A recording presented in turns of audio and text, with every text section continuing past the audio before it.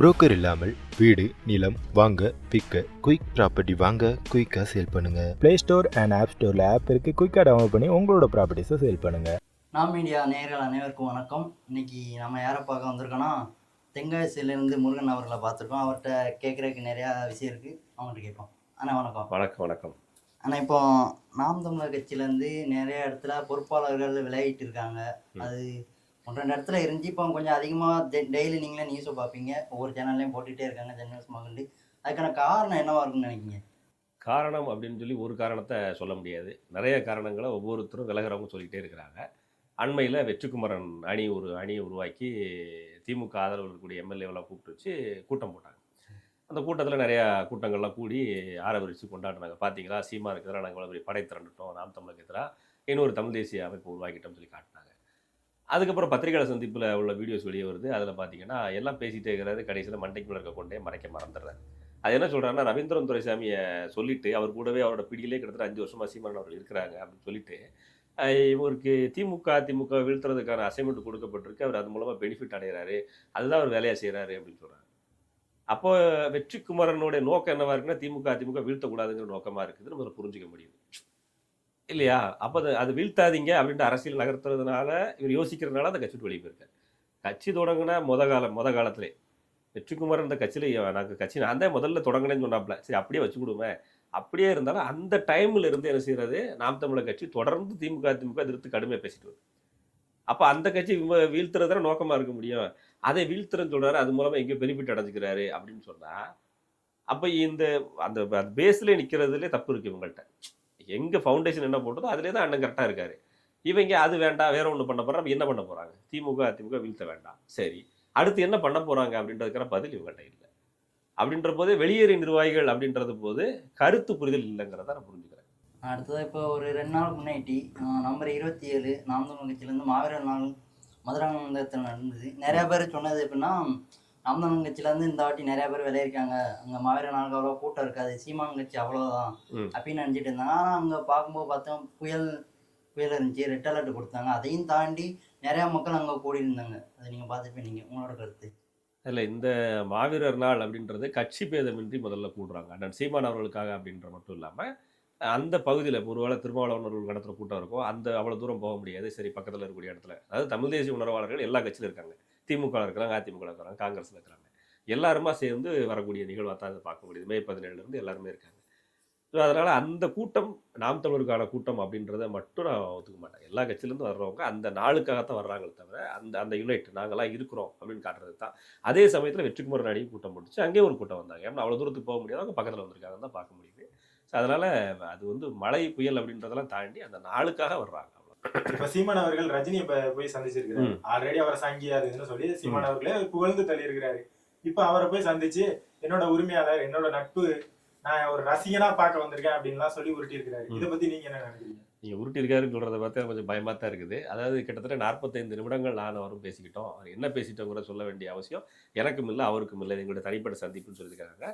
தனிப்பட்ட சந்திப்புங்கிற பொழுது அங்கே யாருமே இருந்திருக்க வாய்ப்பு இல்லை. ஆனால் ஆளுக்கு ஒரு யூகத்தில் அவங்கவுங்களோட கற்பனை கிட்டன மாதிரி எழுதி தள்ளிக்கிட்டு இருக்கிறாங்க அப்படிங்கிறத அண்ணன் சீமான் அவர்கள் வெளியே சொல்லிட்டாங்க. நான் என்ன யூகிக்கிறேன், மறுபடியும் சொல்கிறேன், யூகிக்கிறேன், இது கரெக்ட் இதுதான் அப்படின்னு சொல்ல வரல. அரசியல் களத்தில் சூப்பர் ஸ்டார்னா சினிமாவில் சூப்பர் ஸ்டார் அப்படின்னு சொல்லிட்டு வெளியே வந்து பேசும்போது பேசுகிறார். ஸோ அப்போ இந்த ஈக்குவலண்டாக அந்த மீட்டிங்கில் தான் பேசியிருப்பான்னு நினைக்கிறேன். ஏன்னா இப்போ தாத்தாவின் பேரன் அப்படின்றதுக்காக திடீர்னு ஒருத்தர் கூப்பிட்டு துணை முதலமைச்சர் பதவி கொடுக்குறாங்க. அப்போ இந்த ஆரோக்கியமான அரசியலாக ரஜினிகாந்த் விரும்பியிருக்க வாய்ப்பு இல்லை. சரி, ஒரு யங் ஃபோர்ஸ் தமிழ்நாட்டில் வர்றாங்க. இந்த ஃபோர்ஸ் பார்த்தீங்கன்னா மது குடிக்கிறதில்ல, புகைப்பிடிக்கிறதில்ல. ஆரம்ப காலகட்டங்களில் மது புகையெல்லாம் பிடிச்சிக்கிறது ரஜினிகாந்த் வருது. உடல்நிலை சரியில்லாதப்போ அதை விட்டுட்டார். விட்டதுக்கப்புறம் அவர் பல மேடைகளில் சொல்கிறார், நான் தப்பு பண்ணிட்டேன், என்னை பார்த்து நிறைய கேட்டுட்டாங்க, என்ன பண்ணாதீங்க, நான் விட்டுட்டேன் அப்படின்னு சொல்கிறார். ஸோ இதே பேட்டர்னில் ஒரு இளைஞர்களை தேடுறாரு. அந்த இளைஞர் கூட்டம் நாம் தமிழர் கூட்டமாக இருக்குது. அதை லீடு பண்ணி கொண்டு போகிறது தலைமை ஒருங்கிணைப்பாளர் இருக்கிறார்.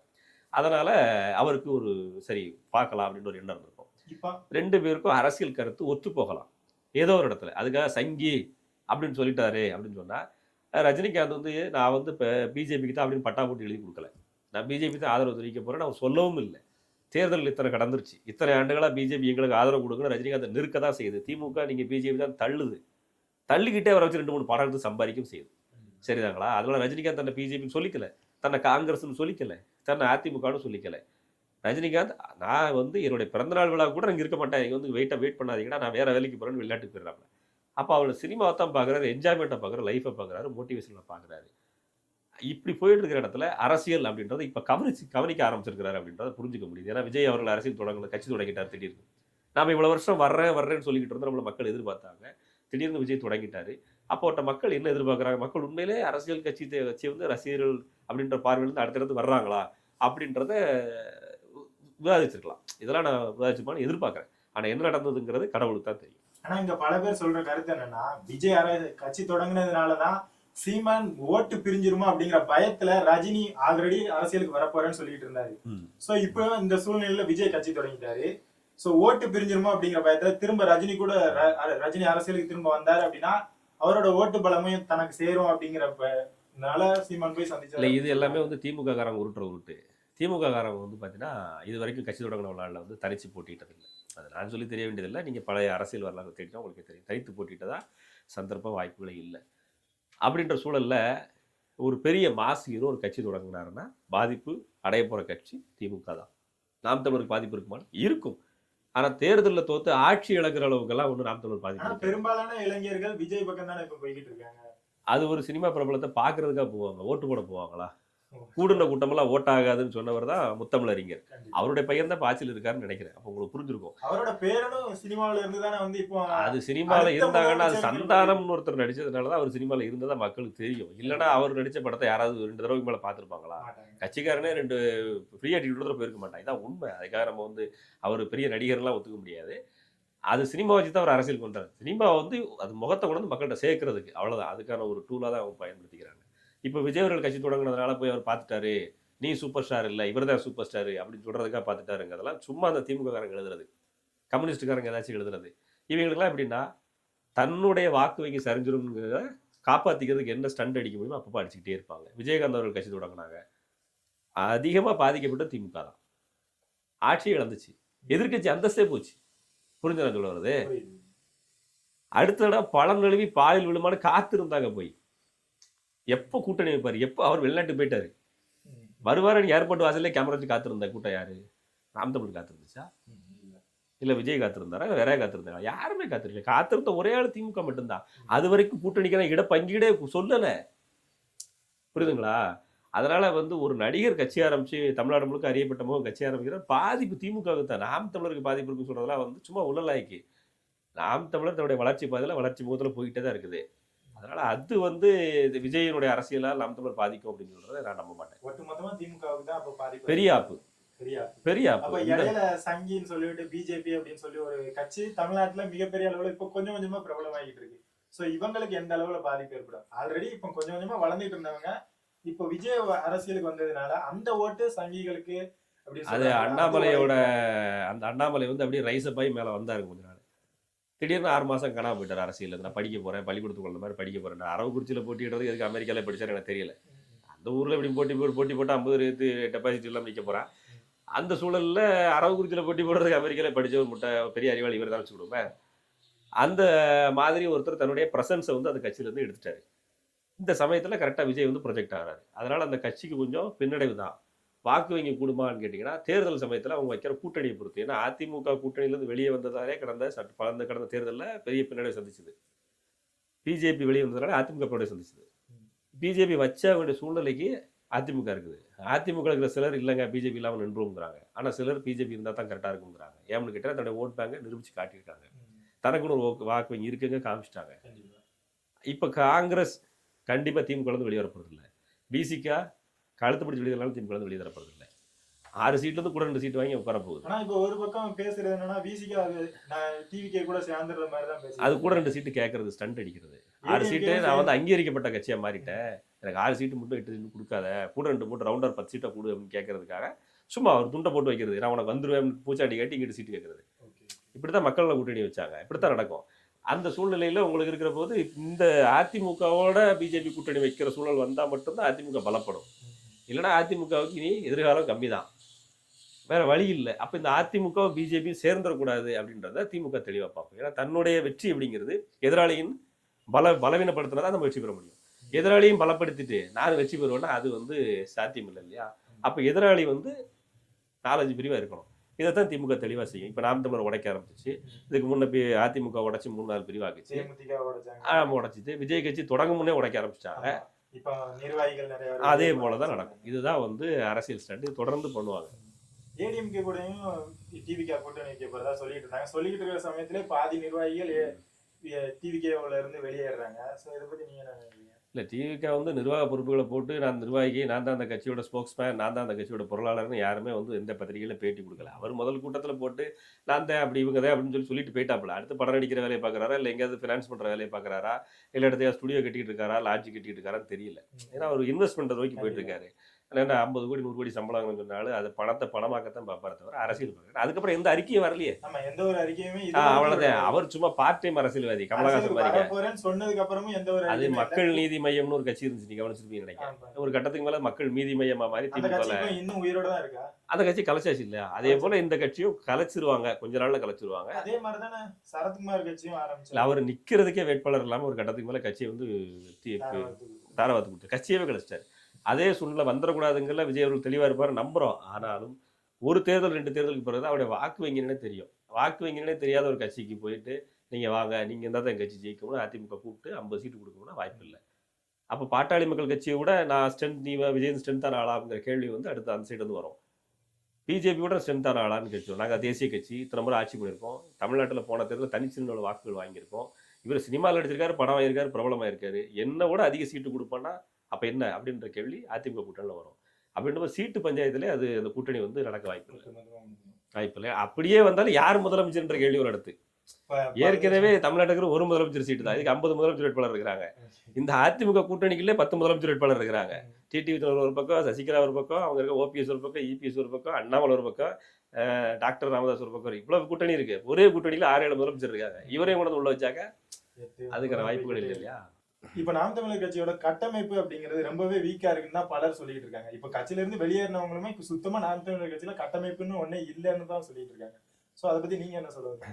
உண்மையும் தான் ஒத்துக்கிட்டோம்னா இல்லை. அதுக்கு காரணம் யாரு? வெளியே போனவங்க தான். இப்போ அதுக்கு காரணம் யாரு? இப்போ வெளியே போனவங்க தான். ஏன் வெளியே போனாங்க அப்படின்னு கேட்குற போது, நான் தொகுதி பொருளாளராக இருந்தேங்க.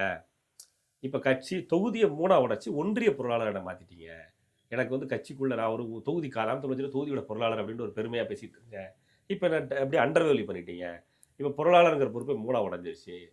அதே மாதிரி தொகுதி பொருளாளர் அப்படின்னு தொகுதி செயலாளர் அப்படின்ற இடத்துல ஒன்றிய செயலாளர் ஆயிடுச்சு. அப்போ எனக்கு பவர் இல்லைங்க அப்படின்றது போல் ஃபீல் பண்ணுறாங்க. அப்படி ஃபீல் பண்ணுறப்ப என்ன பண்ணுறாங்க? கட்சி விட்டு வெளியே போயிடுறாங்க. இவனெல்லாம் பொருளாளரா? நான் தான் பொருளாளர். அடுத்து இவர் மாவட்ட செயலாளரா? நான் தான் மாவட்ட செயலாளர். அப்போ இவ்வளோ பேர் இருக்கும்போது யாரை வேட்பாளராக போடுவீங்க அடுத்த வாட்டி? ஸோ இந்த குழப்பம் ஒவ்வொரு தொகுதியில் இருக்கிறனால என்ன செய்கிறாங்க? வெளியே போயிட்டே இருக்கிறாங்க. நிர்வாக பொறுப்புகளை போட்டோம். உள்ளாட்சி தேர்தல் நடந்துச்சுன்னா நம்ம சார்பாக எல்லா இடங்களிலும் சின்னத்தில் போட்டிடுறதுக்கு ஆட்கள் இருக்கணும் அப்படிங்கிற முடிவை நிர்வாகிகள் எடுக்கல. அதை தாண்டி என்ன பண்ணாங்கன்னு சொன்னால், எம்எல்ஏ சீட்டு நமக்கு கிடைக்குமா, அதை டார்கெட் பண்ணி நிர்வாகிகள் இருக்கிறாங்க எல்லா தொகுதிகளையும் சொல்கிறாங்க. கிட்டத்தட்ட அப்படித்தான். அதுக்காக நம்ம ஒளிச்சு மறைச்சி பேசி எனக்கு ஒன்றும் ஆக போகிறதில்ல. உண்மைன்னு சொல்கிறதில்ல, நான் வருத்தப்படுறதில்லை. 234 தொகுதியிலையுமே நமக்கு எம்எல்ஏ சீட்டு கிடைச்சா பரவாயில்லைன்ற கோணத்தில் தான் நிர்வாகிகள் இருக்கிறாங்க. ஒரு சிலர் ஒரு பொது விதி சொல்கிறது விதிவிலக்காக சொல்லுவாங்கன்னா, ஒரு சிலர் என்ன பண்ணுறாங்கன்னா, அப்படிலாம் நான் எதிர்பார்க்கலைங்க அப்படின்னு சொல்லுவாங்க. அப்படி அது 100ல் ஒருத்தர். அவங்கள நம்ம ஒன்றும் குறை சொல்லலாம். மிச்சம் 99 பேர் எனக்கு சீட்டு கிடைச்சா பரவாயில்லன்னு ஒருத்தர் காத்திருக்காங்க. அந்த காத்திருத்தல் இன்னொருத்தர் சீட்டு கொடுக்கும்போது கோவமா மாதிரி வெளியேறாங்க. இப்போ அது மட்டும் இல்லாம வெளியேறின நிர்வாகிகளே இவங்க நிர்வாகிகள் எம்எல்ஏன்னு சொல்லி ஆல்ரெடி நிப்பாட்டி வச்சிருப்பாங்க. சீமான் அவர்கள் நிப்பாட்டி இருப்பாங்க. ஸோ அவங்களே யாருன்னு தெரியல அப்படின்னு சொல்லி சீமான் அவர்கள் சொல்றதாகவும் வெளியேறினவங்க சொல்றாங்க. இதை பத்தி நீங்க என்ன சொல்லுங்க? இல்லை, அப்படி தெரியலன்னா சீமான் அவர்கள் எந்த மேடையில் சொல்லியிருக்க மாட்டாங்க, எந்த பத்திரிகை சந்திப்பும் சொல்லியிருக்க மாட்டாங்க, எந்த இடத்துல சொல்லியிருக்க மாட்டாங்க. இப்படி என்னையே தெரியல அப்படின்னு இவங்களா வெளியும் சொல்லியிருப்பாங்க. எங்கேயாவது சீமான் இவர் வேட்பாளர் என்னன்னு சொன்னாப்புல எனக்கு தெரியல, தம்பி முகத்தை மறந்துட்டேன் அப்படின்னு சொன்னதெல்லாம் கிடையாது. அப்படி சொன்னதா எந்த ஒரு வீடியோ எவிடன்ஸ் வரைக்கும் இல்லை. அப்படி இருந்தால் சொல்லுங்க, நான் என்னோட கருத்தை திரும்ப பெற்றுக்கிறேன். ஆனால் எந்த இடத்துல அப்படி இல்லை. ஆனால் இப்போ உதாரணத்துக்கு ஒரு XY செட்டு ஒரு சட்டமன்ற தொகுதி சொல்லுமே, அந்த சட்டமன்ற தொகுதியில் ஒரு போன தேர்தலில் முந்தின தேர்தலில் போட்டிட்டு இருப்பாப்புல. அவர் வெளியே ஏதாவது சொல்லுவார், நான் வேட்பாளரை போட்டிட்டேன் என்னையே கட்சிக்கு தெரியல அப்படிங்கிறாப்புல. சரி, வேட்பாளரை போட்டிட்டேங்கிறது நீங்கள் சொன்னப்பறம் உங்கள் தொகுதிக்காரனுக்கே தெரியற அளவுக்கு நீங்கள் இருந்தீங்கன்னா என்ன செய்ய முடியும்? இது ஒரு சிக்கல் இருக்குல்ல. சரி, போன முறை வேட்பாளரை போட்டிட்டீங்க, வெற்றி பெற்றீங்க, தோல்வி பெற்றீங்க, அது 2வது. அதுக்கப்புறம் எவ்வளோ பேர் கட்சியில் சேர்த்தீங்க? உங்களுடைய பிரபலத்தை கட்சிக்குள்ள எவ்வளோ தூரத்துக்கு கொண்டு வந்தீங்க? தொகுதிக்குள்ள எவ்வளோ தூரத்துக்கு கொண்டு வந்தீங்க? அடுத்த முறை நீங்களே நின்னா வெற்றி பெறுவீங்க அப்படின்ற தூரத்துக்கு உங்களை எவ்வளோத்துக்கு நீங்கள் பப்ளிசிட்டி பண்ணிக்கிட்டீங்க? அதான் தேவைப்படுது இல்லையா? இது மத்த கட்சியா இருந்துச்சுன்னா நீங்க சொல்ற பப்ளிசிட்டிக்கு உதவும். பட் நாம் தமிழர் கட்சியை பொறுத்த வரைக்கும் காசுங்கிறது மிகப்பெரிய பஞ்சமா தான் இருக்கு. ஸோ அவங்களோட கை காட்டு போட்டு தான் அவங்க பப்ளிசிட்டி பண்ண வேண்டியதா இருக்கு. ஸோ அப்படி இருக்கப்போ நாம் தமிழர் கட்சியில இருக்கக்கூடிய ஒவ்வொரு குடிமகனுமே அவங்களோட கை காசு தான் போடுறாங்க. ஸோ அப்படி இருக்கும்போது பெரிய அளவுல பப்ளிசிட்டி கொண்டு போக முடியாது இல்லையா? திமுக சட்டமன்ற உறுப்பினர் நீங்க சொல்ற புரிஞ்சுக்கிட்டேன். திமுக புரிஞ்சு பொறுத்தளவுக்கு பிஆர்ஓ டீம் வச்சு பின்னாடி பேக்ஹெண்ட்ல ஒர்க் பண்றாங்க தான். நாம் தமிழர் கட்சியாக இருக்கட்டும், எந்த கட்சியாக இருக்கட்டும், ஜெயிச்சு சட்டமன்றத்துக்கு போனால் 1,05,000 சம்பளம் கொடுக்குறாங்க. சும்மா எல்லாம் ஒன்றும் விடலை கவர்மெண்ட். 1,05,000 சம்பளம். 5 வருஷம் வேலை முடிஞ்ச பிறகு வாத்தியாரோட ரிட்டையர் ஆன பிறகு தான் பென்ஷனு. போலீஸ்காரங்க ரிட்டையர் ஆனால் தான் பென்ஷனு. இவங்க அப்படிலாம் இல்லை. 5 வருஷம் எம்எல்ஏ சீட்டில் உட்காந்துட்டே ரிட்டையர் ஆனால் பென்ஷன் தர்றாங்க. 1,05,000 சம்பளம். ஒவ்வொரு மாதமும் 12,000 பென்ஷன் கொடுக்குறாங்க. அந்த 1,05,000 சம்பளம் சும்மா இல்லை. வண்டிக்கு டீசல் போட்டு கொடுத்துருந்தாங்க, ஆஃபீஸ் எக்ஸ்பென்சஸ் கொடுத்துருந்தாங்க, நமக்கு ஒரு அசிஸ்டன்ட் கொடுத்துருந்தாங்க, அவங்களுக்கு சம்பளத்தை கவர்மெண்ட்டே கொடுத்துருது. இப்படி எல்லா சலுகைகளையும் கவர்மெண்ட் கொடுக்குது. இன்றைக்கி நீங்கள் செலவு பண்ணக்கூடிய காசை திருப்பி நீங்கள் எடுத்துக்கிறீங்க, சம்பள ரீதியாக எடுத்துக்கிறீங்க. ஒன்றும் நட்டமெல்லாம் கை காசு போட்டு பண்ணல. அப்படி நீங்கள் என்ன பப்ளிசிட்டி என்ன செலவு பண்ண போகிறீங்க? உங்கள் பகுதியில் நடக்கக்கூடிய விஷயங்களை ஒரு ஃபேஸ்புக்கில் ஒரு வீடியோவாவோ, ஒரு யூடியூப்பில் ஒரு வீடியோவாவோ, ஒரு வாட்ஸ்அப்பில் ஒரு செய்தியாவோ போடுறது. அப்படி என்ன செலவு பண்ணி போகிறீங்க? எத்தனை கோடி செலவு பண்ணிட்டு போகிறீங்க? யோசிச்சு பாருங்க. கண்டிப்பாக அப்படியெல்லாம் ஒன்றும் பெரிய செலவெல்லாம் ஒருத்தரும் பண்ண போகிறதில்ல. அப்படியே செலவு பண்ணாலும் நீங்கள் எம்எல்ஏ வேணுன்னு நீங்கள் வெற்றி பெற்றதுக்கு பிறகு அந்த பைசாவை சம்பளம் அப்படின்ற கணக்கில் எடுத்துக்க போகிறீங்க வெளியே. அப்புறம் அப்படின்னு நீங்கள் சொத்த விதத்தில் செலவு பண்ணுறது கட்சி சூழலையே. நீங்கள் உங்களை நீங்கள் என்ன நினைக்கிறீங்க? நாம் தமிழர் கட்சி பொறுத்தளவு ஒரு சிலர் வெளியேறின பிறகு சொல்கிறாங்க எனக்கு வாய்ப்பு கொடுக்குறீங்க. சரி, கொடுத்துருந்தால் என்ன பண்ணியிருப்பேன்? கொடுக்குற அளவுக்கு நீ உன்னோட முகத்தை அறிமுகப்படுத்தி கொண்டு சேர்த்தியா மக்கள்கிட்ட? நீ என்ன கருத்தை சொல்ல வந்த அதை மக்கள்கிட்ட கொண்டு சேர்த்தியா? அதை பேசணும். சிக்கலே அதுதான். கட்டமைப்புன்னு சொல்கிறாங்க இல்லையா? நான் வெற்றி போய் உதாரணத்துக்கு இப்போ நீங்கள் தான் வேட்பாளர் நிற்கணும்னு வச்சு கொடுப்பேன். நிற்கிற நீங்கள் வேட்பாளர்னா உங்களுக்கு கீழே மொத்தம் எத்தனை ஒன்றியம் இருக்குது தெரியணும்ல, எத்தனை கிராம பஞ்சாயத்து இருக்கு தெரியணும்ல. தேர்தலில் உங்களுக்கு சீட்டை திடீர்னு கொடுத்தோம்னே நம்ம தொகுதிகளுக்கு இங்கே வருமா அங்கே வருமாங்க, இது விட முடியுமா இல்லை இந்த 2 ஊர் போகுமா அப்படின்னு கேட்டிங்கன்னா நம்ம எப்படி பதில் சொல்றது? தொகுதியோட எல்கை தெரியணும், வடக்கத்துக்கு தெரியணும், இதெல்லாம் தெரிஞ்சுக்கிடணும். எதுவுமே தெரியாமல் எனக்கு சீட்டு கொடுத்ததுக்கப்புறம் எம்எல்ஏ நிற்பேன், அது தப்பு இல்லையா? அதுக்கப்புறம் என்ன, உங்களுக்கு கீழே எத்தனை பேர் இருக்காங்க? எம்எல்ஏக்கு நேரம் சட்டமன்றம் மட்டும் தான் போய் பேச போறீங்களா? தாசில்தார் ரேஞ்சில் உங்களுக்கு என்ன என்ன என்ன எப்படி உங்களோட பழக்க வழக்கம் என்னவா இருக்கணும்? உங்களோட அதிகார வரம்பு என்ன? இப்போ நம்ம யாரை அணுகணும்? காவல் நிலையத்தில் எப்படி அணுகணும்? இதெல்லாம் நீ எம்எல்ஏவா இருக்கிறதுக்கு முன்னாடியே ப்ராக்டிசிங் எம்எல்ஏ ஒரு வக்கீலா போகிறது முன்னாடி ப்ராக்டிசிங் வக்கீல் பண்ணுறீங்களா? அந்த அளவுக்குள்ள உங்களை நீங்கள் தகுதி வளர்த்துட்டு இருக்கும்போது தான் மக்களுக்கு தெரியும் இந்த பையன் இன்னைக்கு எம்எல்ஏனா ஜெயிச்சா நமக்கு நல்லது பண்ணத்தான் போகிறான். எல்லா மரம் தெரியுது அந்த பேருக்கு. அதை பற்றி இங்கே எதுவுமே பண்ணலையே. திடீர்னு வெளியே போயிட்டு பத்திரிகை சந்திப்பில் மீட்டிங் பேசி பேட்டி கொடுத்து அது எப்படி நடக்கும்? கண்டிப்பாக அது நடக்காது தான். ஆனால் இருந்தாலுமே திமுக சைடில் ஒரு எம்எல்ஏ வேட்பாளராக இவங்களை அறிவிச்சிட்டாங்க அப்படின்னா கட்சி சைடில் இருந்து அவங்களுக்கு எல்லா சலுகையுமே கொடுக்குறாங்க. இப்போ ப்ரொமோட் பண்ணுறதுல இருந்து கட்சியில இருந்து அவங்களோட மீடியா எல்லாமே ப்ரொமோட் பண்ணுறாங்க. பட் நாம் தமிழருக்கு அப்படி எதுவுமே பண்ண மாட்டேங்கிறாங்க அப்படின்னு சொல்லி நிறைய பேர் குறை வைக்கிறாங்க. ஏன்னா கட்சி வேட்பாளர் போகும்போது கூடவே 2-3 பேர் தான் போறதா அப்படின்னு. அதுக்கு காரணம் இப்போ நான் சொன்னது கொஞ்ச நேரம் முன்னாடி சொன்னேன்ல, அதுலேருந்து அதுலேயே உங்க பதில் கிடைச்சிருக்கு. இருந்தாலும் மறுபடியும் அதை நினைவுபடுத்துறேன். ஒருத்தர் வேட்பாளர் அறிவிச்சதுக்கு பிறகுதான் அவருக்கு தொகுதியோட இயல்கையே தேடுறாரு. கண்டிப்பா நம்ம தொகுதிக்குள்ள நம்மளுக்குள்ள எத்தனை ஒன்றியம் வரும்னு தேடுறாரு. நம்ம தொகுதியில் எத்தனை வாக்காளர்னு தேடுறாரு. அதுக்கப்புறம் அந்த ஆண் வாக்காளர் எவ்வளவு, பெண் வாக்காளர் எவ்வளவு, எந்த கம்யூனிட்டி இருக்கிறாங்க, எங்க எவ்வளவு வாக்கு செலுத்த வைக்கணும், எத்தனை பள்ளிக்கூடம் இருக்கு, எத்தனை டாஸ்மார்க் இருக்குது, நம்ம தொகுதிக்குள்ள எத்தனை பஸ் ஸ்டாண்ட் இருக்குது, இதெல்லாம் அப்புறம் தான் தேடுறாரு அவர். அதுக்கப்புறம் தான் டைம் எவ்வளவு இருக்குது உங்களுக்கு வேட்பாளர் 30 நாள் 35 நாள் கூடி போனா 2-3 மாசம் மேக்சிமம் 3 மாசத்துக்கு வரைக்கும் கிடைச்சது இல்லை. 40 நாள் 50 நாள் கிடைக்கும். இதுக்குள்ள உங்களுக்கு துண்டறிக்க கொடுக்க எத்தனை பேர் வந்துருவாங்க? உங்களுக்கே எழுக தெரியல, அப்புறம் எப்படி பண்றது? கண்டிப்பா இதெல்லாம் பார்க்கணும்ல. சரி ஃபண்டு கொடுக்கல அப்படின்றீங்க. ஏன் இப்போ நீங்க வெற்றி பெறுவீங்க நம்பிக்கை இருந்துச்சுன்னா உங்க சொந்த வீட்டிலே ஃபண்டு கொடுப்பாங்க. அதெல்லாம் கொஞ்சமா வெளியே சொல்றது ஃபண்டு கொடுக்கறது இல்லை அப்படி இல்லாமல். அதே மாதிரி துண்டறிக்கை 2 பேர் தான் கொடுக்க வந்தாங்க. அதெல்லாம் வந்து உண்மையிலே போய் சில இடங்கள்ல வருவாங்க அப்படின்னா ஈவினிங் டைம் தான் வர முடியும், சாயந்தரம் தான் வர முடியும். எல்லாரும் ஒவ்வொருத்தரும் வேலையில் இருப்பாங்க. நீங்க சொன்னது போல எல்லாரும் அவங்க வயிற்று போல பார்க்கணும் இல்லையா? அப்போ டெடிக்கேட்டடா ஒரு 10 நாளைக்கு 20 நாளைக்கு அப்படின்னா நீங்க அவங்களுக்கு பேமெண்ட் கொடுத்தாங்க, சம்பளம் கொடுத்தாங்க. உங்களுக்கு எல்லா தொகுதி பற்றி தெரியும். ஓகே சரி ரைட்டு, நீங்க முழு சம்பளம் கொடுக்க வேண்டாம், ஏதோ ஒரு அன்னைக்கு உள்ள செலவு மினிமம் செலவுன்னு ஒன்று இருக்கு இல்லையா? அதை கொடுத்தா தானே வருவாங்க.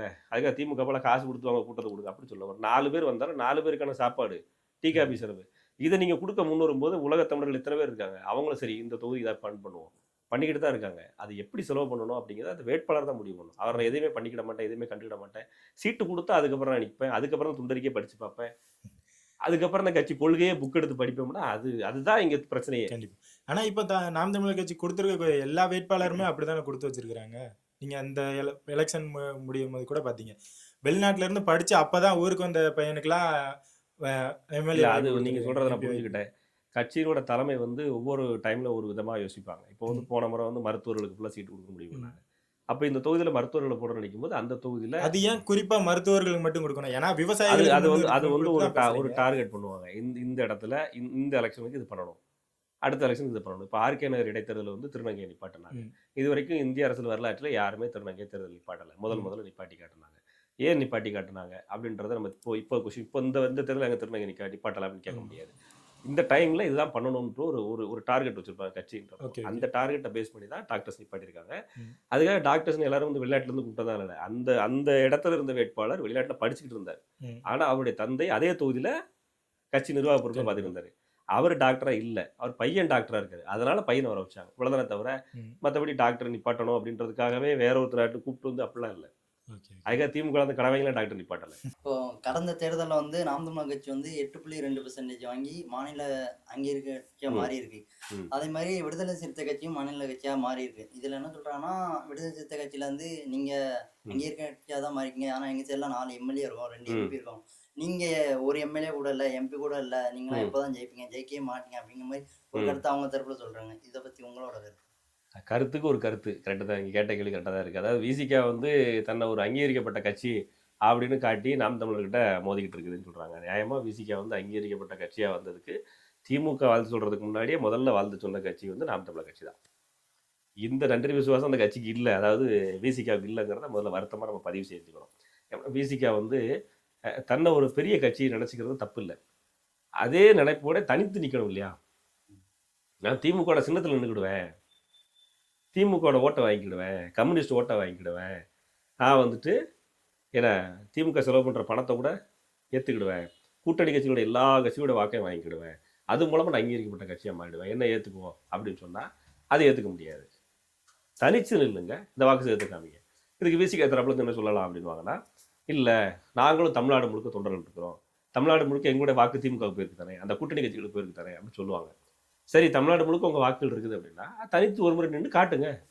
எந்த கட்சியுமே தொடங்கப்பட்டது முதலமைச்சராகிறது தான். கடைசி வரைக்கும் கூட்டணிக்கு 4 சீட்டு 5 சீட்டும் 10 சீட்டு வாங்கிக்கிட்டு கூட்டணி கட்சியை முதலமைச்சராக்கிறதுக்கு இல்லை. இதை நான் சொல்லலை, அந்த கட்சியின் தலைமை ஆள் சொன்னது தான். அந்த கட்சியில் இருக்கிற முக்கிய ஒருங்கிணைப்பாளர்கள் ஒருத்தராக இருக்கிற வன்னியரசு சொன்னது தான். எங்கள் தலைவரை முதல்வராக்கிறதா எங்கள் நோக்கம் சொல்லியிருக்காரு. அப்படி பார்க்கிறப்போது அந்த கட்சியில் இருக்கிற ஆதவர்ஜனும் அதை தான் சொல்கிறாரு, எங்கள் தலைவரை முதலமைச்சராக்கிறது துணை முதலமைச்சராக்கிறது நோக்கம் சொன்னார். தனித்து நில்லுங்க, அப்போ நாம் தமிழர் கட்சியுடைய வாக்கை விட நீங்கள் கூடுதல் வாங்குறீங்க அப்படின்னு சொன்னால் ஒத்துக்கலாம், நீங்கள் பெரிய ஆட்டக்காரதே அப்படின்னு ஒத்துக்கலாம், வாய்ப்பு இருக்குதா? அதுதான் நாம் தமிழர் கட்சி சார்பாக நம்ம கேட்டுக்கிறோம். இப்போ ஒரு கட்சி தனிச்சே நின்றுச்சு அப்படின்னா அது எவ்வளவு நாள் தான் தனிச்சு நிற்க முடியும்? ஒரு கூட்டமா அமைப்பா சேர்ந்தா மட்டும்தானே எங்கேயுமே ஜெயிக்க முடியும். இப்போ ஒரே ஒரு ஆள் ஓட்டு போட்டா ஜெயிக்க முடியாதுல்ல, மொத்தமா எல்லாருமே சேர்ந்து ஒரு கட்சிக்கு ஓட்டு போட்டா தானே ஜெயிக்க முடியும். அப்போ கூட்டமைப்பா இருக்கிறதுல என்ன தப்புன்னு சொல்றீங்க? கூட்டமைப்பாக இருக்கிறதுல தப்பு இல்லை, அந்த கூட்டமைப்போட கொள்கை என்னவா இருக்குதுங்கிறது தான் அங்கே பிரச்சனை. இப்போ வந்து திமுக கூட்டணியில் எல்லாருமே அங்கே வைக்கணும், இது வந்து மக்களுக்கான கூட்டணி அப்படின்னு சொல்லிட்டு திமுக சொல்லுது, மதச்சார்பற்ற கூட்டணி சொல்லி. பிஜேபி ஒரு கூட்டணி ரெடி பண்ணுது, இது இந்து மதம் சம்பந்தப்பட்ட கூட்டணின்னு சொல்லுது. இந்த டீமில் ஒன்றா சேர்றாங்க, இந்த டீமில் ஒன்றா சேர்றாங்க. இப்போ இந்த திமுக கூட்டணியில் மது விற்கிறதுக்கு சரிங்கிறாங்க, கல்வி வியாபாரம் பண்ண சரிங்கிறாங்க, எந்த பொருளை வியாபாரம் மலையை உடச்சி கொண்டு போகிற சரிங்கிறாங்க, ஆத்து மண்ணை திடுறா சரிங்கிறாங்க, பாலியல் குற்றங்கள் இல்லை, ஊழல் வழக்கு பிரச்சனை இல்லைங்கிறாங்க, 2G வழக்கு அது ஒரு சின்ன வழக்குங்கன்னு சொல்லியிருந்தாங்க, ரயிலுக்கு டிக்கெட் எடுக்க காசு அதை பேசாதீங்க பண்ணுறாங்க, ரெட் ஜெயின் பிக்சர்ஸ் அதை பற்றி பேசாதீங்கிறாங்க. பணம் கோடி கோடியாக கொள்ளடிச்ச ஜெகத் ரட்சகர் பிணவரையில் பணத்தை ஒழிச்சு வச்சுருந்தாரு. பணத்தை நம்மளாம் பேங்க்கில் போடுவோம், பேங்க்கில் போட கூட பல பேர்ட்ட பணம் இல்லை, பிணவரையில் பணத்தை ஒழிச்சு வைக்கிறாரு. அப்போ எவ்வளோ பணம் மிச்சமாக இருக்கணும், எவ்வளோ மெடிக்கல் காலேஜஸ் இருக்குது, இதெல்லாம் எங்கேருந்து வந்துச்சுது அப்படின்னு கேட்டால் அதெல்லாம் பேசாதீங்க, மதச்சார்பற்ற கூட்டணிக்கு வாங்கன்னு சொல்கிறாங்க. அப்போ இந்த கூட்டணிகளுடைய நோக்கம் பணம் சம்பாதிக்கிறதா இருக்குது, நேர்மை தவறுறதா இருக்குது, இதுக்கு போக முடியாது. இந்த பக்கம் ஒரு கூட்டம் என்னவா இருக்குது, அதுவும் அதே கிட்டத்தட்ட அதே தான் இருக்குது. இதிலிருந்து இது எந்த விதத்தில் மாறலை. இது மதச்சார்பற்ற கூட்டணிங்குது, அது இந்து மதம் மட்டும் வச்சுருக்க கூட்டணிங்குது. இந்த 2 இடத்துல எங்கே சேர்றது அப்படின்னு பார்க்குற போது இந்த 2மே எங்களுக்கு வேண்டாம், நாங்கள் தனிச்சு நிற்கிறோம் அப்படின்ற சூழ்நிலைக்கு தான் நாம் தமிழர் கட்சி தள்ளப்பட்டிருக்குது. இப்போ எங்களோட கொள்கை, நாம் தமிழர் கட்சியோட கொள்கையை ஏற்றுக்கிட்டு வாங்க அப்படின்னு கூப்பிடுது. நாங்கள் திருடுவோம் அதுதான் போவோங்கிற எல்லா கட்சி கூட்டணி கட்சிகளும் அங்கிருந்து இங்கே விமர்சிக்கிறாங்க. இங்கே வாங்க, நாங்கள் திருடுவோம், இந்து மதம் சொல்லித்தான் திருடுவோம், நீ வா அப்படின்னு கூட கூப்பிடுறாங்க. நீ சங்கியா மாதிரிட்டு ஒரு கூட்டம் சொல்லுது, கூட பெரியார் சொல்லு, திராவிடமும் சொல்லு, திராவிடம் தமிழ் தேசிய கண்கள் ஒத்துக்கோ ஒத்துக்கோ ஒத்துக்கோன்னு கதறி காலில் விழுந்து அழுகுது. இந்த கூட்டணி சங்கின்னு சொல்லுன்னு கதறி காலில் விழுந்து அழுகுது. போடா அப்படின்னு 2 பேரும் தட்டி விட்டு நாம் வச்சு தனியாக நிற்குது. தனிச்சு நிற்க எத்தனை நாள் ஜெயிக்க முடியாது, முடியாதுதான், கஷ்டம்தான். மக்கள் யோசிக்கணும்ல. அந்த யோசிக்கிற காலம் வர்ற வரைக்கும் நாம் தமிழர் கட்சி வெயிட் பண்ண தான் செய்யும், வேற வழி இல்லை. விடுதலை சிறுத்தை கட்சிகள் என்னதான் கூட்டணியில் திமுகவோட கூட்டணியில் இருந்தாலுமே கடந்த மாதம் ஒரு பேரணி நடத்தினாங்க, மது ஒழிப்பு மாநாடுன்னு ஒரு பெரிய கூட்டமே போட்டாங்க. அப்போ அவங்க கூட்டணியில் இருந்தாலுமே மது ஒழிப்புக்கு எதிராக தானே அவங்க போராட்டம் எல்லாமே நடத்துகிறாங்க. சரி, நான் என்ன செய்யணும்னா, நான் வந்து சாராய கடை வாசலில் உட்காந்துக்கிறேன், சாராய ஒழிகன்னு சொல்லிடுறேன். ஆனால் நான் வந்து உங்கள் கட்சியில் கூட்டணியில் தான் இருப்பேன், ஏழெல்லாம் குடிச்சிட்டு தான் வருவாங்க அப்படின்னு சொல்கிறது போல தான் இருக்கு நீங்கள் சொல்கிறது. அப்போ மது ஒழிப்பை நாங்கள் ஏற்றுக்கலை, மது வந்து எங்களுக்கு தேவை இல்லை அப்படின்னு சொல்கிறீங்க. அப்படின்னா மது ஒழிப்பு கொள்கையை கொண்டு வர கட்சியோட தான் கூட்டணிங்க அப்படின்னு கூட்டணி விட்டு வெளியே வந்துடட்டும். அங்கீகரிக்கப்பட்ட கட்சி தாங்க நீங்கள் ஏன் பயப்படுறீங்க? பாராளுமன்றத்தில் தனிநபர் தீர்மானம் நிறைவேற்ற வேண்டியதானே? யார் தடுத்தா? திமுக தடுத்ததா? பிஜேபி தடுத்ததா? இந்தியா முழுக்க மது ஒழிப்பு கொண்டு வர வேண்டியதானே? ஏங்க சட்டமன்றத்தில் என்ன 4 சட்டமன்ற உறுப்பினர் வச்சுன்னு சொன்னீங்களா, 4 பேரில் ஒருத்தராவது தனிநபர் தீர்மானம் ஒன்று இருக்குது தெரியுங்களா? கவன ஈர்ப்பு தீர்மானம் பண்ண முடிஞ்சுதா? அப்படி ஒன்று இருக்குன்னு தெரியுமா மேலே விசிகாவுக்கு? திமுக சொல்கிற இடத்துல கையெழுத்து போட்டு வர்றது மட்டும் தான் வேலையை பார்க்குது. லெட்டர் பேடு போய் அட்டண்டன்ஸை கையெழுத்து போடுது. 6 மாதங்களுக்கு ஒருக்க அவை நடவடிக்கையில் கலந்துக்கிடலைன்னா எம்எல்ஏ வேலை பறிவிடும். அது வேலை. அந்த வேலையை பார்க்குறது போயிட்டு வெளியே வந்துடுறது, அட்டண்டன்ஸை கையெழுத்து போடுறது, வெளியே வந்து வெளிநடப்பு செஞ்சுட்டோம்னு ஆளுங்க சொல்லுவாங்களே, அமெரிக்கா வந்து வெளியே வந்துடுறது. இப்போ அவங்க கூட்டணி இருக்கிறாங்க, உள்ளே உட்காந்துருப்பாங்க, பெஞ்சை தட்டிட்டு வந்து உட்காந்துருப்பாங்க. தனிநபர் தீர்மானம் நிறைவேற்றி மது ஒழிப்புக்கு எதிராக தலைவர் பேசுகிறாரு. நாங்கள் மது ஒழிப்பு மாநாடு போட்டிருக்கிறோம், இனிமேல் தமிழ்நாட்டில் மது ஒழிப்பு இருக்கணும், சாத்தியப்படுத்தணும், மது விற்கக்கூடாது, தீர்மானம் நிறைவேற்றுங்க சொல்லட்டும்.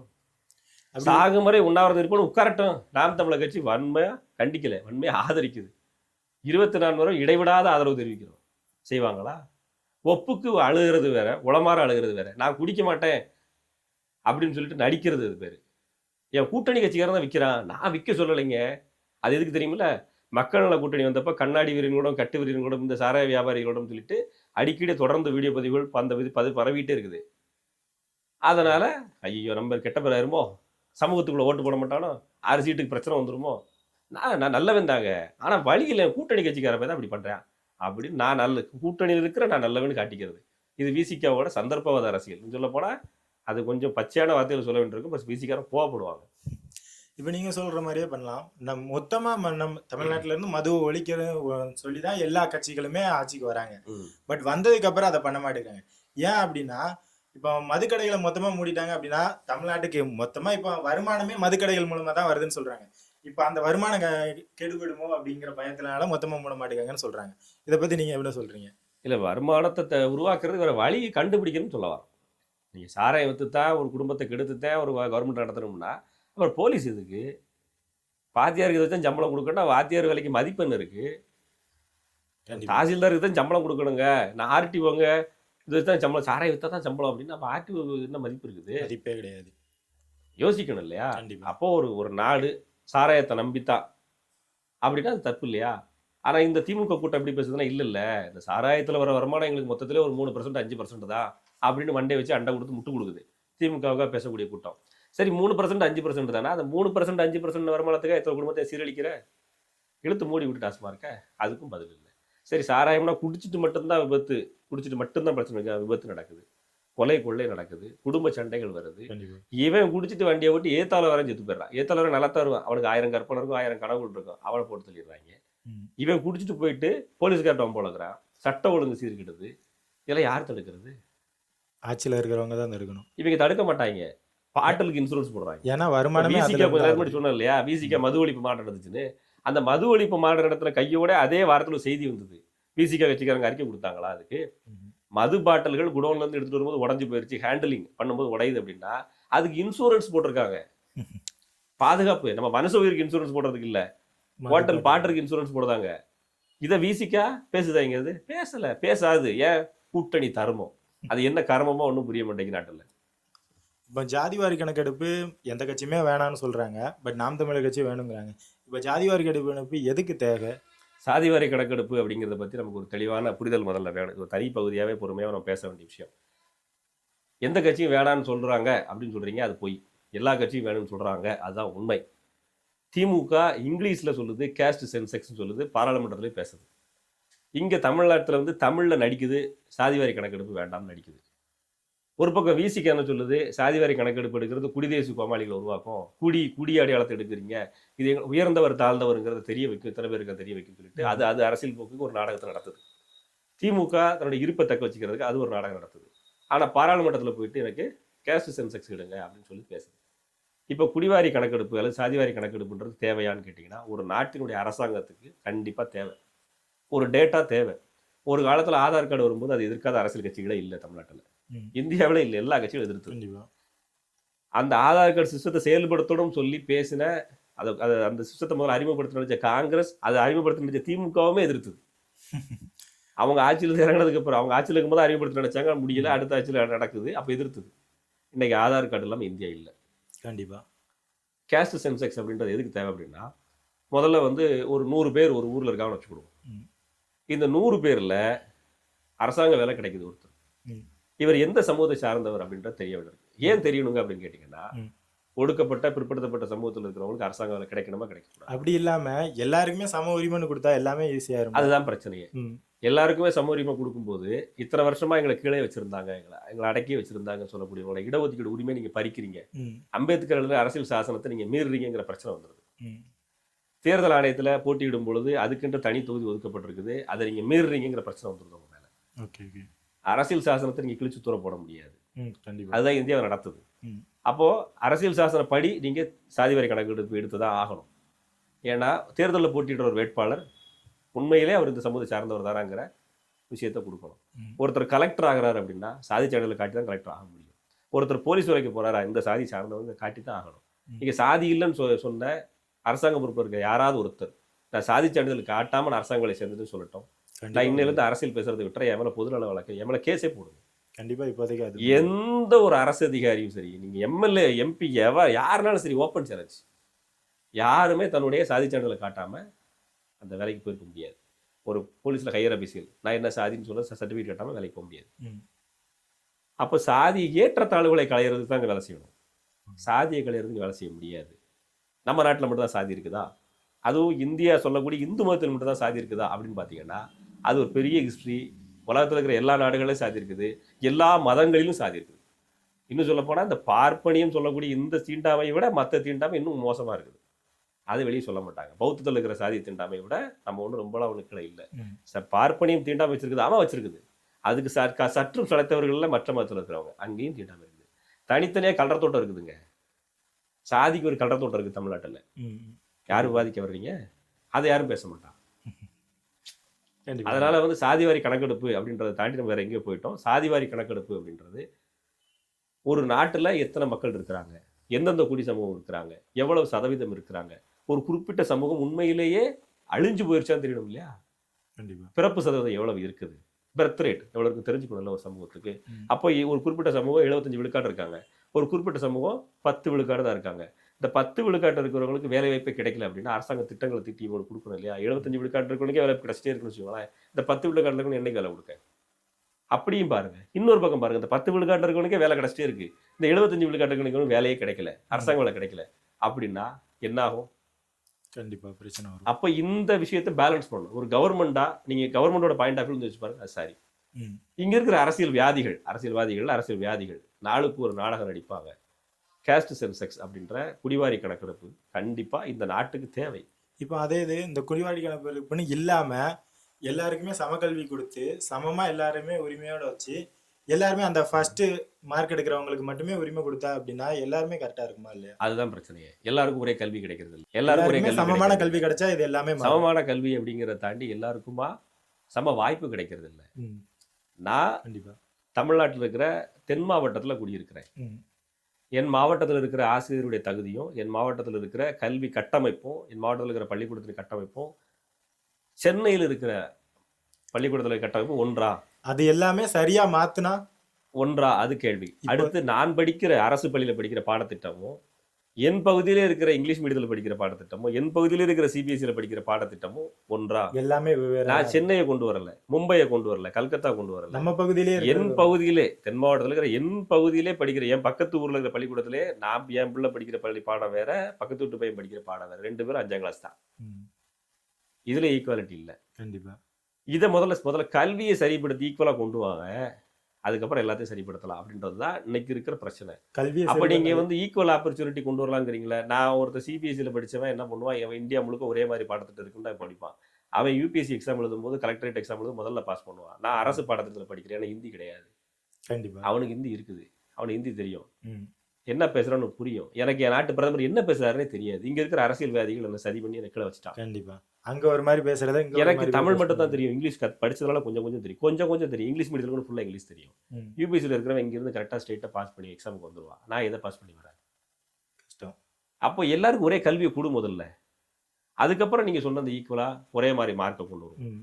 எல்லாருக்கும் ஒரே மாதிரி பாடத்திட்டத்தை கொடு. என்கிட்ட ஒரு ஃபீஸ் வாங்குறீங்க, சென்னையில் கொண்டு ஒரு ஃபீஸ் வாங்குறீங்க, மும்பையில் கொண்டு ஒரு ஃபீஸ் வாங்குறீங்க, இதெல்லாம் தாண்டி கோச்சிங் சென்டர் அப்படின்னு வருவோம். ஆமா கோச்சிங் சென்டருங்கிறது பெரிய பிஸ்னஸ், மிகப்பெரிய பிசினஸ். மிகப்பெரிய பிஸ்னஸ்.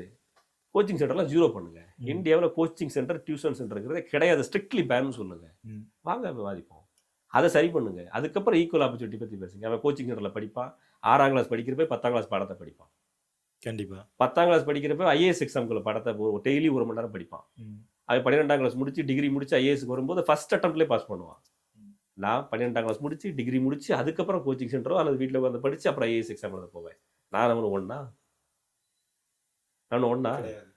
இந்த ஆப்பர்ச்சுனிட்டி யாருக்கு கிரியேட் பண்ணி தருது? கவர்மெண்ட். அப்போ ஒரு இந்த இடத்த சரி பண்ணீங்கன்னா தான் நீங்கள் சொல்கிற ஈக்குவல் ஆப்பர்ச்சுனிட்டி வரலாம். இதுக்கு இல்லை அப்படின்னா கேஷ் சென்செக்ஸ் தேவை தான். கண்டிப்பா எனக்கு கிடைக்கிற வாய்ப்பு டெல்லியில் இருக்கணும் கிடைக்கணும், கண்டிப்பா டெல்லியில் கிடைக்கிற, மும்பையில் கிடைக்கிற, கல்கட்டாவில் கிடைக்கிற அதே வாய்ப்பு எனக்கு தமிழ்நாட்டில் கடைக்கோடி மதுரைக்கு கீழே இருக்கிற எனக்கும் கிடைக்கணும். தமிழ்நாட்டுக்குள்ளே திருநெல்வேலியில் இருக்கணும் வாய்ப்பு கிடைக்குது, மதுரையில் இருக்கணும் வேற ஒன்று கிடைக்குது, சென்னையில் இருக்கணும் இன்னொன்று கிடைக்குது. இங்கே ஈக்குவாலிட்டி இல்லை. சன்சைன் பள்ளிக்கூடத்தில் படிக்கணும் ஹிந்தி தெரியுது, எந்த ஹிந்தி ஒழிச்சு சொன்ன அதே திமுக இடத்துல பள்ளிக்கூடத்தில் படிக்கணும் ஹிந்தி தெரியுது. அது பள்ளிக்கூடத்துக்கு ஏத்தாப்புல பக்கத்தில் இருக்கிற பள்ளிக்கூடத்தில் அரசு பள்ளியில் படிக்கிற சென்னையில் வாழ்றவனுக்கு ஹிந்தி தெரியாது. நம்ம தான் அதை ஈக்குவாலிட்டி பண்ணுங்க. கட்சியிலேருந்து சீமான் அவர்கள் வந்து ரொம்ப நாளாக ஜாதிவாரி கணக்கெடுப்பு எடுக்கணும்னு மாநில அரசை முன்வச்சிட்டே வராரு. மாநில அரசுல வந்து ஆளுங்கட்சி என்ன சொல்கிறாங்கன்னா அது நம்ம கையில் இல்லை, அது மத்திய அரசு தான் எடுக்கணும் அப்படிங்கிறாங்க. மத்திய அரசு சைடில் அவங்க என்ன சொல்கிறாங்கன்னா அது எங்கள் கையில் இல்லை, அது மாநில அரசு தான் எடுக்கணுங்கிறாங்க. நம்ம கட்சி சார்பாக சீமான் சொல்கிறது அரசுக்கு வலியுறுத்துகிறாரு இந்த கணக்கெடுப்பு எடுக்கணும்னா. ஆனால் இந்த ஆளுங்கட்சியில கேட்டால் இவங்க என்னடானா மத்திய அரசு சொல்கிறதும், மத்திய அரசு கேட்டால் மாநில அரசு சொல்கிறதும் இப்படி மாறி மாறி சொல்லுங்க. இது யாரை தான் எடுக்கிறது? யார் தான் எடுக்கிறது அப்படின்னு கேட்டால் முதல்ல ஒரு மாநில அரசு தான் செயல்பட முடியும். ஒரு மாநிலத்தில் இருக்கக்கூடிய டேட்டா முதல்ல மாநில அரசுக்கிட்ட தான் இருக்கும். ஏன்னு கேட்டிங்கன்னா இப்போ நம்ம ஊரில் இருக்கிற ஒரு கான்ஸ்டபிள் போஸ்ட்டுக்கு மத்திய பிரதேசத்துலேருந்து வேலைக்கு வரப்போறதில்லை. நம்ம ஊரில் இருக்கிற ஒரு எஸ்ஐ போஸ்ட்டுக்கு உத்தரப்பிரதேசத்துலேருந்தோ பீகார்லேருந்தோ ஒருத்தர் வேலைக்கு வரப்போறதில்லை. நம்ம தான் செலக்ட் பண்ணி போட போகிறோம். நம்ம ஊரில் இருக்கிற தாசில்தார் வேலைக்கு வெளியூர்லேருந்து ஆள் வரப்போறதில்லை. நம்ம ஊரில் இருக்கிற விஓ வேலைக்கு வேற ஒருத்தர் வரப்போதில்லை. பீகார்லேருந்தோ உத்தரப்பிரதேசத்துலேருந்தோ ஜார்க்கண்ட்லேருந்தோ வரப்போறதில்லை. கரெக்டுங்களா? சென்ட்ரலைஸ்டு எக்ஸாம் இருக்கிற ரயில்வே எக்ஸாமுக்கு தான் அப்படி போக போகிறான், யூபிஎஸ்சி எக்ஸாம் போக போகிறான். அப்போது இந்த சூழ்நிலை இருக்குன்னா இந்த டேட்டா கவர்மெண்ட் ஆல்ரெடி இருக்கும். கவர்மெண்ட் சாதி வாரி கணக்கெடுப்புலாம் இல்லை நடத்தணும்னு சொல்கிறதெல்லாம் பொய். நாம் என்ன சாதி அப்படிங்கிறத பள்ளிக்கூடம் படிக்கும்போதே நம்ம பிள்ளைக்கு நம்ம கொடுத்துட்றோம். நான் என்னாரு அப்படிங்கிறத என் பையனை பள்ளிக்கூடத்தில் சேர்க்குறப்ப என் சாதி சான்றோட சேர்த்து தான் கொடுக்க வேண்டியிருக்குது. அங்கேயே ரெக்கார்டட் ஆயிடுது. அதெல்லாம் கவர்மெண்ட் ஆல்ரெடி டேட்டா இருக்குது, அது ரிலீஸ் பண்ண மறுக்குது. எடுக்க வேண்டிய அவசியம் இல்லை, ஏற்கனவே இருக்குது, ஆல்ரெடி இருக்குது. எடுக்க வேண்டிய அவசியம்லாம் இல்லை. இந்த டேட்டாவில் விடுபட்டு போனது அதெல்லாம் வந்து 1940 தான் எடுக்கணும்னு சொன்னது. இப்போ இருக்கிற டேட்டாவை ஃபைன் டியூன் பண்ணணும், கரெக்டாக இருக்குதான்னு டபுள் செக் பண்ணணும், அவ்வளோதான். இருக்கிற டேட்டா தான், ஒன்றும் புதுசாலாம் ஒன்றும் எடுக்க போதில்லை. புதுசாக இப்போ கான்ஸ்டபிள் வேலைக்கு என்ன இப்போ பீகார்லேருந்து ஆள் இட்டு வராங்க, தமிழ்நாட்டு இட்டு வராங்க. இந்த சாதி இட ஒதுக்கீடு போட்டு தான் எடுக்கிறாங்க. சாதி சான்றிதழ் எல்லாமே கான்ஸ்டபிள் வேலைக்கு வந்தார், சாதி சான்றிதழ் எல்லாமே எஸ்ஐ வேலைக்கு வந்தார். எங்கேருந்து எடுத்தாங்க சாதி சான்றிதழை? கொடுத்துருக்காங்களே ஏற்கனவே. அப்போ அவரோட அப்பா அந்த சாதின்னு கவர்மெண்ட் ரெக்கார்டு இருக்குது, அவர் இந்த சாதின்னு ரெக்கார்டு இருக்குது, அவர் பையன் இந்த சாதின்னு ரெக்கார்டு கவர்மெண்ட் இருக்குது. அப்படியே கவர்மெண்ட் ரெக்கார்டு இல்லை, ஏற்கனவே இருக்குது. அந்த ரெக்கார்டை ஃபைன் டியூன் பண்ணணும், மக்கள்கிட்ட டிஸ்பிளே பண்ணணும், உங்கள்கிட்ட இருக்குதுங்க வாங்க. அப்படி டிஸ்பிளே பண்ண என்ன ஆகும்னா இங்கே இருக்கக்கூடிய பிரச்சனை திமுக என்னன்னா தமிழ்நாட்டில் ஒரு அரசியல் சக்தி புதிதாக வளர்ந்து இருந்ததுன்னு சொல்லுதுன்னா தமிழ்நாட்டினுடைய அரசு வேலைகள் தமிழர்களுக்கே அப்படின்ற உரிமையை முன்வைக்குது. அப்படி முன்வைக்கும் பொழுது யார் யார் தமிழர்ன்ற கேள்வி அடுத்து முன்னுரை ஆரம்பிச்சிடும். இந்தந்த சாதி சமூகங்கள்லாம் தமிழ் பேசும் பிற மொழியாளர்கள், அதாவது அவங்க மொழியில் சொல்லணும்னா திராவிடர்கள். அப்படி சொல்லும்போது தமிழ் பேசும் பிற மொழியாளர்களுக்கான வேலை வாய்ப்பை இங்கே கொடுக்காதீங்கன்ற பொதுநல வழக்கு தொடுக்க ஆரம்பிப்போம். இந்த பிரச்சனை வரும், பொலிட்டிக்கல் இஷ்யூ வரும், நாட்டுக்குள்ள உள்நாட்டு பிரச்சனைகள் கலவரங்கள் வர ஆரம்பிக்கும். இதை எப்படி கட்டுப்படுத்துறது? அதுக்கு தான் திமுக அரசாங்கம் செய்து வெளியிட மாட்டேங்குது. இதுதான் உண்மை. இல்லைங்க நாங்கள் ரொம்ப நேர்மையானவங்க அப்படின்னு சொன்னால் விட்டுறலாமே. டேட்டா உங்ககிட்ட தான் இருக்குது. நம்ம கவர்மெண்ட் டேட்டா பேஸ் நானாக பாஸ்வேர்டு போட்டு ஓப்பன் பண்ண முடியும், எல்லாட்டையும் இருக்குது, வெளியிட மாட்டாங்க. ஆனால் இந்த ஜாதிவாரி கணக்கெடுப்புங்க கடைசியாக 20 வருஷத்துக்கு முன்னாடி எடுத்தேன்னு சொல்கிறாங்க. திமுக ஆட்சியில் இருக்கும்போது எடுக்கிறதுல அதிமுகவும் ஆட்சியில் இருந்திருக்கு, ஆனால் அப்பவும் எடுக்கலை. ரெண்டு கட்சியுமே எடுக்கலங்கும் போது அப்போ அதிமுக எடுத்துருக்கலாம் இந்த டேட்டா. நான் அதைத்தான் மறுபடியும் சொல்கிறேன், ஏற்கனவே இருக்குதுன்னு சொல்கிறேன். நான் எடுத்திருக்கலாம் அப்படின்றதாண்டி ஏற்கனவே இருக்குது. குடிவாரி கணக்கெடுப்பு எடுக்கணுமா நாடு முழுமைக்கு அப்படின்னா எடுக்கணும். தமிழ்நாட்டுக்கிட்ட இருக்கான்னு கேட்டால் இருக்குது. இன்னும் சொல்லப்போனால் எல்லா ஸ்டேட்டுக்கிட்டமே டேட்டா இருக்குது. இருக்கிற டேட்டாவை டபுள் செக் பண்ணணும். உண்மையிலே இவர் இந்த சாதி சமூகம் சார்ந்தவர் தானே அப்படிங்க விஓ எப்படிங்க சாதிச்சு கொடுக்காரு உங்களுக்கு? நான் என் பையனை பள்ளிக்கூடம் கொண்டு சேர்க்க போகிறேன், நான் இந்த சாதின்னு என் பையனுக்கு சும்மா கொடுக்க முடியாது. சர்டிஃபிகேட் விஓட்ட வாங்கிட்டு வாங்கப்பாங்க. தாசில்தார் கையெழுத்து போட்டு தான் வரும் சாதி சான்றிதழ். வேணா ஒரு சாதி சான்றிதழ் டிஸ்பிளே பண்ணட்டுமா? வரும். தாசில்தார் கையெழுத்துலாம் வராது. தாசில்தார் சும்மா கொடுப்பாரு, நேராக சிஸ்டத்தில் ஏற்றிடுவார். இந்த டேட்டா பேஸ் எங்கே சேவ் ஆகுது? யார்கிட்ட இருக்குது? ஒருத்தர் எம்எல்ஏக்கு நிற்காருங்க. எம்எல்ஏக்கு நிற்கிறவர் சும்மா நான் வந்து இல்லைங்க அப்படின்னு சொல்லிட்டு பொது தொகுதியில் போய் நிற்கக்கூடியவர் வந்து தனி தொகுதியில் போய் நிற்க முடியுமா? நான் தனி தொகுதியில் ஏன் இருக்கிறேன், என்னோட சாதியை காட்டணும். நான் பொது தொகுதியில் நிற்கிறேன்னா என் சாதியை காட்டணும், சாதி சான்றிதழ் காட்டணும். சும்மாலாம் நிற்க முடியாது. இந்த சாதி சான்றிதழ் டேட்டா என்ன ஆகும்? தமிழ்நாடு கொடுத்த அரசாங்கம் கொடுத்த டேட்டா பேஸ்லேருந்து எடுத்து தான் அங்கே கொடுப்பாரு. அந்த டேட்டா பேஸ் ஆமாம் சரிதான தேர்தலான வெரிஃபை பண்ணி அவருக்கு தேர்தல் நிற்க வாய்ப்பு கொடுக்கும். வேட்புமனுவை ஏற்றுக்கும். எம்எல்ஏ நிற்கிறதுக்கும் சாதி சான்றிதழ் வேணும், கலெக்டர் ஆகிறதுக்கு சாதி சான்றிதழ் வேணும். ஏற்கனவே டேட்டா இருக்குது, இருக்கிற டேட்டாவை ரிலீஸ் பண்ணலை. காரணம் இங்கே இருக்கிற உள்கட்சி அரசியல், இங்கே இருக்கக்கூடிய உள்நாட்டு அரசியல். இவங்க அவன்கிட்ட படி போடுறது, அவன்கிட்ட படி போடுறது. இன்னும் சொல்ல போனால் அவன் என்ன பேசுகிறான்னு நமக்கு புரியாது. கண்டிப்பாக இதை இவங்க தெளிவாக பண்ணிட்டாங்க இந்த 60 வருஷத்தில். மேலே அவன் என்ன பேசுகிறான், பிரதமர் என்ன பேசுகிறான், உள்துறை அமைச்சர் என்ன பேசுகிறான், உள்துறை செயலாளர் என்ன பேசுகிறான்னு தெரியாது. அதை தெளிவாக உருவாக்கிட்டாங்க. ஏன்னா இந்தி நமக்கு அந்நிய மொழி போல காட்டி ரெடி பண்ணிட்டாங்க. இங்கே இருக்கிற தமிழர்னு பேசுகிற அரசியலை அதுக்கு நகர்த்திட்டாங்க. ஏன்னா இங்கே இருக்க தமிழர்னு பேசுகிற அரசியல் இருக்கிற பல பேர் ஏற்கனவே திமுக வெளியே வந்தவங்க தான். அப்போ கிட்டத்தட்ட தமிழ் தேசியம் தமிழர் அரசியல் பேசுகிறோம் திமுக பார்ட் 2 தான் இருக்குது. வேற வழி இல்லை. இவங்களுக்கு என்ன செய்யுது?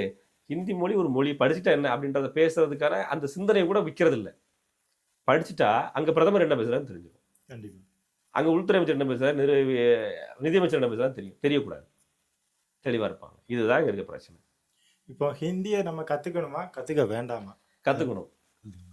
இந்த நாட்டினுடைய ஒரு குடிமகனா அந்த இடத்துல வருத்தத்தோட இந்த விஷயத்தை பதிவு பண்ணுறேன். சில பேர் எதிர்க்கலாம், எதிர்த்துட்டு போங்க, அதை பற்றி எனக்கு ஒன்றும் இல்லை. ஹிந்தியை தெரியாததால் உண்மையில் நான் இழந்திருக்கேன். என்னப்பா இழந்திருக்கிற? பணம் இழந்திருக்கிறியா, சொத்து இழந்திருக்கேன் கேட்டால் என் நாட்டு பிரதமர் என் நாட்டு மக்கள்கிட்ட என்ன பேசுறாரு? அவர் சரியாக பேசுகிறாரா, தப்பாக பேசுகிறாரா, அவர் அறிவாளியா, முட்டாளா? உள்துறை அமைச்சர் என்ன பேசுகிறாரு, பாராளுமன்றத்தில் என்ன பேசப்படுது, அங்கே பேசுறது அப்படியே இங்கே நீ டிரான்ஸ்லேட் பண்ணி போடுற. நீ என்ன போடுற எனக்கு என்ன தெரியும்? கண்டிப்பாக நீ டிரான்ஸ்லேட் போட்டுக்கலாமே, டெக்னாலஜி இருக்குல்ல தம்பி, கூகுள் டிரான்ஸ்லேட் போட்டு தெரிஞ்சுக்கலாம். சரி, நான் அந்த ஆப்ஷன்ஸ் யூஸ் பண்ணுறேன், அதெல்லாம் ஓகே. நான் ஏன் டிரான்ஸ்லேட் பண்ணி தெரிஞ்சுக்கணும்? டேரெக்டாக தெரிஞ்சுக்கூடாதா? ஏன் நம்ம ஆளுமே பாராளுமன்றத்தில் பேசக்கூடாதா? திமுக சட்டமன்ற உறுப்பினர்களே என்ன சொல்கிறாங்க, துரைமுருகன் பேசின வீடியோஸ் இருக்குது, அதை வேணா போட்டு விட்றேன் பாருங்க. அதில் அவர் தெளிவாக சொல்கிறாரு, பாராளுமன்றத்துக்கு போனால் ஒன்று ஹிந்தி தெரிஞ்சிருக்கணும், இல்லை நல்ல இங்கிலீஷ் தெரிஞ்சிருக்கணும், அப்போ தான் பாராளுமன்றம் போக அப்படின்னு சொல்கிறாப்புல. அப்போ என்ன இங்கிலீஷ் ஒழுங்காக படிக்க வச்சிங்களா? நீங்கள் 3ஆம் கிளாஸ் படிக்கப்போ இங்கிலீஷ் வந்துச்சு நாங்கள் படிக்கிற காலத்தில், இப்போ 1ஆம் கிளாஸ்லேயே வந்துருச்சு, ரொம்ப சந்தோஷம். அதையும் ஒழுங்காக எங்களை படிக்க வைக்கல. சரி, இந்தியா படிக்க வாய்ப்பு கொடுக்கல, நான் என்ன படிக்கணுங்கிற முடிவை நீங்கள் ஏன் பொலிட்டிக்கலாக எடுக்கிறீங்க? கண்டிப்பாக நீ அப்படி போய் எடுக்கிறதா இருந்தால் தமிழ்நாட்டு முழுமைக்கு இங்கே ஹிந்தி விட்டுறக்கூடாது, சிபிஎஸ்சியில் விடுவேன், அது பிஸ்னஸ். ஏன் இப்போ நான் வியாபாரம் பண்ணுற பள்ளிக்கூடத்தில் விடுவேன்னா பிஸ்னஸ்ன்னு சொன்னால் அது ஃப்ராடுத்தனம் தானே. உங்களுடைய ஃப்ராடுத்தனத்துக்கும் உங்களுடைய அரசியலுக்கும் தமிழக மக்கள் இரையாயிட்டாங்கல்ல, அந்த இரையானது எனக்கு வருத்தம். இப்போ நான் இந்த விஷயம் சொன்ன உடனே இது பிஜேபி சிந்தனை போல இருக்குன்ட்டு தமிழர் தேச அரசியல் பேசுறவனே நினைப்பான். ஏன்னா அவன் சிந்தனை டியூன் பண்ணியாச்சு ஆல்ரெடி. திமுக பாயிண்ட் அவனை இது பண்ணியாச்சு, டியூன் பண்ணியாச்சு. ஹிந்தி பேசினாலே பிஜேபி ஏன் ஹிந்தி பேசக்கூடாதா? ஆனா இப்போ ஹிந்தி திணிப்பதான் நம்ம எதிர்க்கிறோம். ஆனா ஹிந்தி பேசலாம், நம்ம தெரிஞ்சுக்கலாங்கிற. ஏங்க இதெல்லாம் வந்து திமுக உருட்டுங்க, நம்மளை சொல்லி இப்படி முட்டாளாக்கி வச்சிருக்காங்க.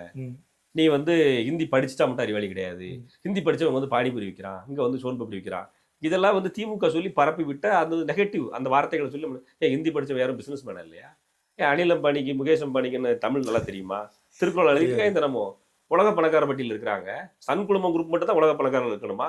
தமிழ்நாட்டில் இருந்து நாங்கள் இருக்கக்கூடாதா? ஏன் மிட்டல் என்ன பண்றாரு? ரத்தன் டாட்டா என்ன பண்ணாரு? தமிழ் நிறைய பேசுவார் அவர் என்ன சுப்ரநாதர் அகனார் படிச்சாரு? ஹிந்தி பேச கற்றுக்கிட்டார்ல. ஹிந்தியில இலக்கணங்கள் இல்லை, இலக்கியங்கள் இல்லைங்களா ரெண்டாவது. அது அந்த மொழியோட பிரச்சனை.